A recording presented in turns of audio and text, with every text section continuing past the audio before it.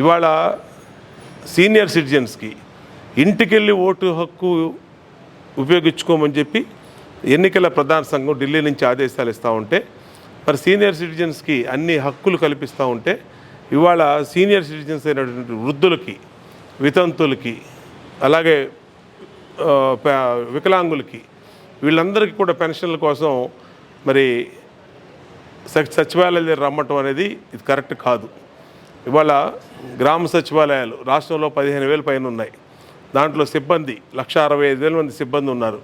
ఇది కాకుండా విఆర్ఓలు, విఏఓలు, అనేక సెక్టార్లో అధికారులు ఉన్నారు. ఈ రాష్ట్రంలో ఒక వాలంటరీ వ్యవస్థే తప్పితే మిగతా ఇంకెవరు అధికారులు లేనట్టుగా జగన్మోహన్ రెడ్డి మాట్లాడటం అనేది తన రాజకీయ రాక్షస క్రీడకి ఇవాళ ప్రతిపక్షాలని వాడుకుంటా ఉన్నాడు.